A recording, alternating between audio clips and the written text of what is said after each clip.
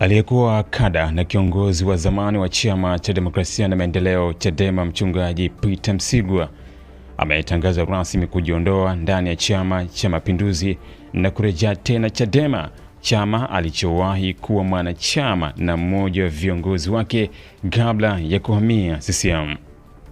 Katika taarifa yake, Msigwa amesema amefikia uamuzi huo baada ya kutafakari kwa kina kwa muda mrefu, akieleza kuwa matukio aliyotaja kuwa ni ukiukwaji wa haki, utu wa binadamu pamoja na dhuluma dhidi ya uhai iliyotokea tarehe 29 Oktoba mwaka 2025 yamekuwa sababu kubwa ya kubadili msimamo wake wa kisiasa. Amesema hawezi kuendelea kuishi katika huzuni na ukimya kutokana na hali hiyo.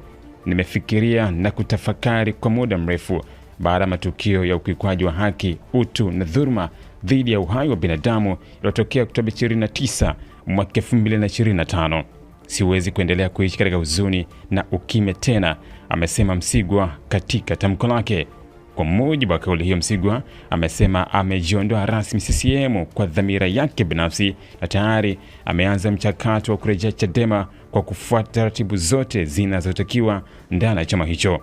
Hatua hiyo inaweza kuibua mjadala mpya wa kisiasa, hasa kutokana na nafasi yake ya zamani ndani ya Chadema na hatua yake ya baadaye ya kujiunga na CCM, jambo lililowahi kuzua mijadala mikubwa ndani ya medani ya siasa nchini. Aidha, Msigwa ametoa ujumbe wa kuomba radhi kwa wanachama wa Chadema pamoja na Watanzania waliwahi kuumizwa na kukatishwa tamaa na msimamo wake wa awali baada ya kuondoka chama hicho. Amesema anaomba radhi kwa dhati pale alipokuwa kinyume na matarajio ya pamoja ya harakati za kutafuta haki, utu na demokrasia ya kweli nchini.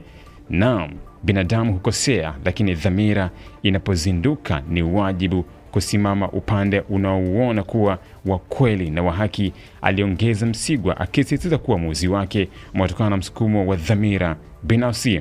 Tangazo hilo tayari limeanza kuzua mjadala katika duru za kisiasa nchini, huku wadau mbalimbali wakisubiri kuona namna ambavyo Chadema kitapokea kurejea kwake na athari zinazoweza kujitokeza kisiasa, hasa kuelekea mijadala mikubwa ya mustakabali wa demokrasia na haki za binadamu na ushiriki wa kisiasa nchini Tanzania.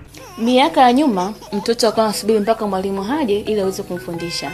Kwa sasa namna teknolojia ilivyokuwa, mtoto anaanza kujifunza mwenyewe bila kumtegemea mwalimu yoyote. Hivyo basi tablet zetu _TZ tumeweza kukuletea tablet ya KT37 kwa bei ya $2,500 tu.